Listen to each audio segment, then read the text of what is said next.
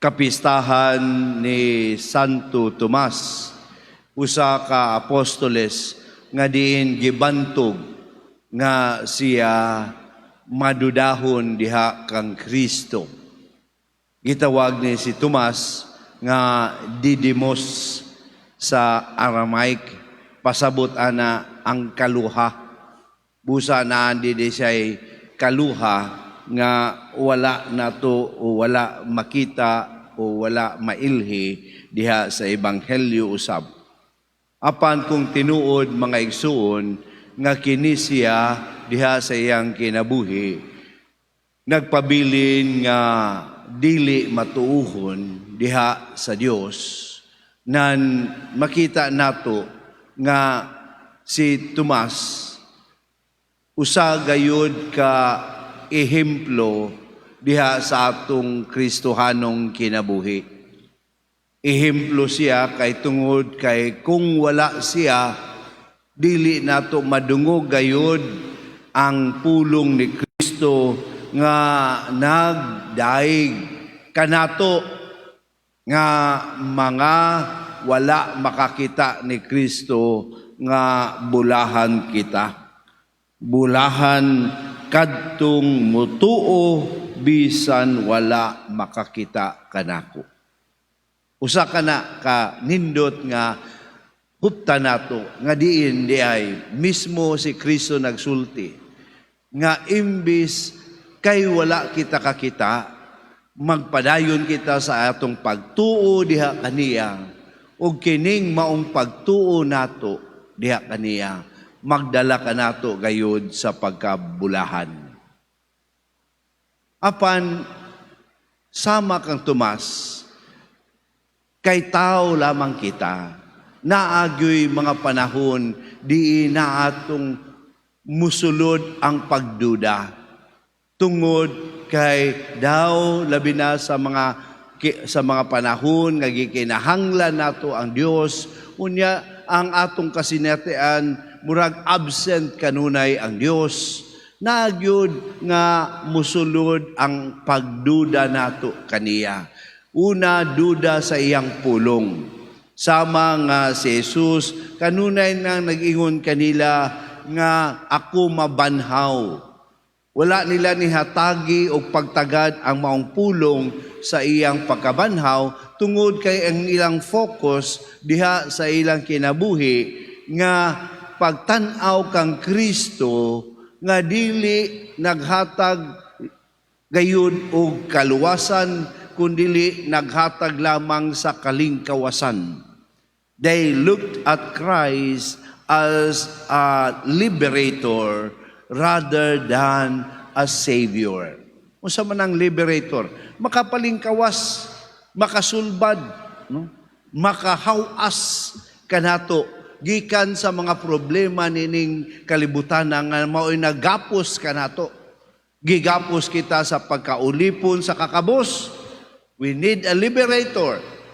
Mauna nga ang tan-aw nato kang Kristo, kanunay siya nga murag banker nga kung naa kay problema sa kwarta, duol kanako, ampo kanako, hatagan takag solusyon sa imong problema sa kwarta.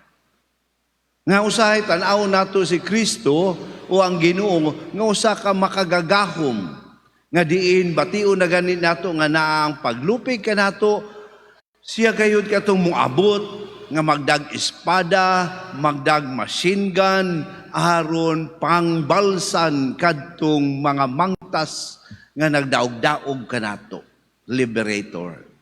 Nga kung naa kita sa maong mga kalisod, sa pagsabot sa kinabuhi, muabot siya og mumaymay kanato ug malamdag dayon ang dagan sa atong kinabuhi.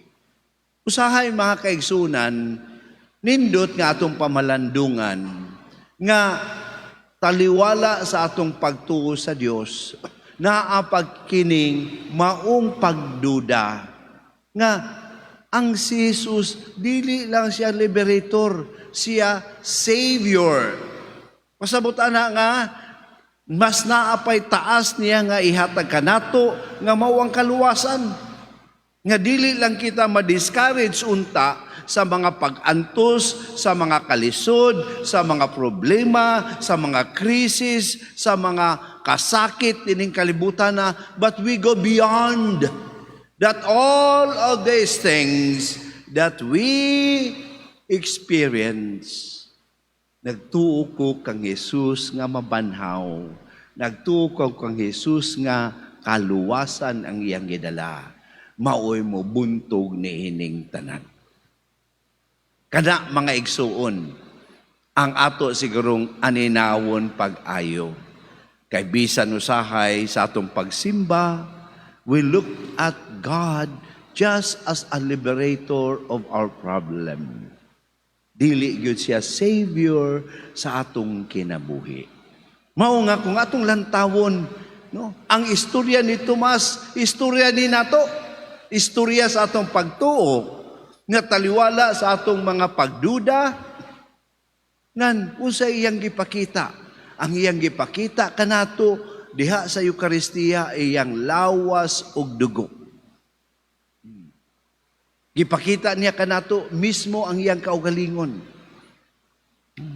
Nga kining maong presensya sa iyang pag-uban kanato hangtod sa katapusan sa kalibutan, maoy pagpadayag sa timos nga iyang gisaad kanato sa iyang pagkamanluluwas. Busa, diha sa pagpakita ni Jesus sa ikaduha, nindot nga ato nakita nga, ingon, dali Tomas, hikapa ning akong kilid. O, napay akong kamot, no? O, nihikap ba si Tomas? Wala, no? Sa iya lamang nakita, mingon siya, Ginoo ko o Diyos ko.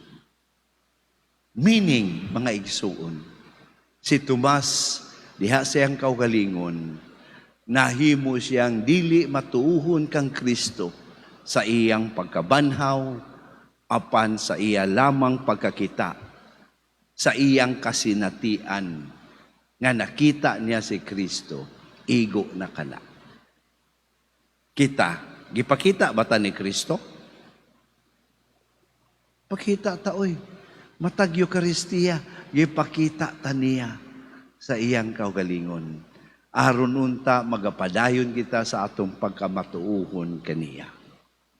Mao na mga kaigsunan nga nindot nga diay kini si Tomas ato gayud usab nga himuon nga dako kayong sumbanan sa atong panaw sa pagtuo. Kay human ni ana tinuod ang 12 ka apostoles nang lakaw gisangyaw mayong balita, asa man ni ato si Tomas? Si Tomas ra ang giingon nga pinakalayo ang naadto. Nigawas siya sa Roman Empire. Asa siya niabot? Niabot siya sa India sa iyang pagsangyaw kang Kristo. Mao nga diha sa atong kinabuhi. Unta malaumon kita na kining atong kasinatian karon, muramag si Tomas nga madudahon, apan nagarenew kanunay sa atong pagtuog pagsalig sa Dios. Magdala unta kanato sa atong misyon, sa atong bukasyon. Didto kung asa man kita dalhon ug tawgon nga moadto sa Ginoo. Muna, mga kaigsunan, nga diha sa atong kinabuhi karon, isip mga sumusunod ni Kristo sa nagkadaiyang bukasyon. Atong pangayuon, pinaagi sa pangaliya ni Santo Tomas, Apostol, nga unta kita, dili mawala sa direksyon, sa misyon sa atong bukasyon, alang gayud sa kaluwasan sa atong kinabuhi ug sa kaluwasan sa kinatibuk-ang tumutuo kang Kristo. Amen.